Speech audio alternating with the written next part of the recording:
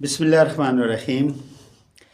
आज एक नए लफ्ज़ के साथ आपकी खिदमत में हाज़िर हूँ और आज का लफ्ज़ है पारा।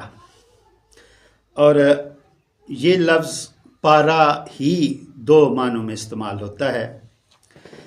एक लफ्ज़ के जो हरूफ़ तर्जीह हैं वो है पे, अल्फ़, रे और हे, पारा। और जो दूसरा लफ्ज़ है वो है पे, अल्फ़, रे, अल्फ़, रा, पारा। ये जो पहला लफ्ज़ है पारा, इसका मतलब होता है टुकड़ा, कोई हिस्सा, कोई पार्चा। जैसे इकबाल ने कहा था कि जो देखें उनको यूरोप में तो दिल होता है सी पारा। तो ये पारा जो है ये इससे मुराद है टुकड़े या कोई हिस्सा।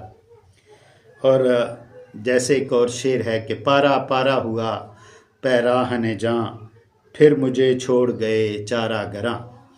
और जो दूसरा लफ्ज़ है पारा अलिफ के साथ, उससे मुराद है मरकरी। इसे सिमाब भी कहते हैं, मरकरी भी कहते हैं। और ये एक धात है, लिक्विड शक्ल में जो है वो दस्तयाब है। और ये साइंसी इजादात में बड़ा इसका काम है। थर्मामीटर के अंदर ये आपका टेम्परेचर चेक करने के लिए, इंसान का दर्जा हरारत जो है वो चेक करने के लिए इसको मापा जाता है। और मुहावरों में भी इसको बड़ा ही इस्तेमाल किया गया है कि जैसे उसका तो पारा चढ़ गया यानी गुस्से में आ गया, या उसका पारा जल्द ही उतर गया यानी उसका गुस्सा जल्द ही ठंडा हो गया। तो आज का ये लफ्ज़ था पारा। उम्मीद है आपको ये छोटा सा हिस्सा पसंद आया होगा। अल्लाह हाफिज़।